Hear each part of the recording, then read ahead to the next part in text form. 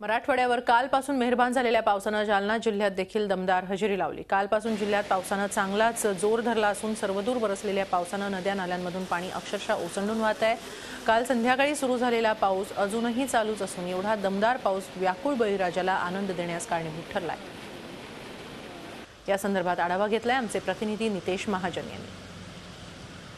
दुष्काळानं होरपळलेल्या जालना जिल्ह्यातील शेतकऱ्यांना परतीच्या पावसानं मोठा दिलासा दिलाय। कारण काल दुपारी 4 वाजेपासून सुरू असलेला पाऊस अजूनही सुरूच आहे, त्यामुळे शेतकऱ्यांमध्ये आनंदाचं वातावरण पाहायला मिळत आहे।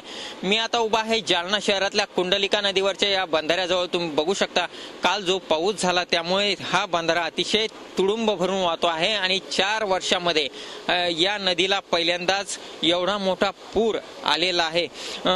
काल बदनापूर, जालना, अंबड, जाफराबाद आणि भोकरदन तालुक्यामध्ये मोठ्या प्रमाणात पाऊस झाला आणि त्यामुळे या तालुक्यातील शेतकरी मोठ्या प्रमाणात आनंदात पाहायला मिळत आहेत आणि शेतकऱ्यांसाठी कालचा पाऊस हा तेवढाच दिलासादायक ठरणार आहे। आतापर्यंत जिल्ह्यामध्ये 421 मिलीमीटर पावसाची नोंद झाली आहे, तर काल दुपारी 4 वाजेपासून आतापर्यंत जो पाऊस पडला तो पाऊस 75 मिलीमीटर इतका पडलेला आहे। त्यामुळे जिल्ह्यातील शेतकरी वर्गात मोठ्या प्रमाणात समाधानाचं वातावरण आपल्याला पाहायला मिळत आहे। याशिवाय या पावसामुळे आता पिण्याचा पाणी प्रश्नही सुटण्यास मदत होणार आहे। नितेश महाजन, झी मीडिया, जालना।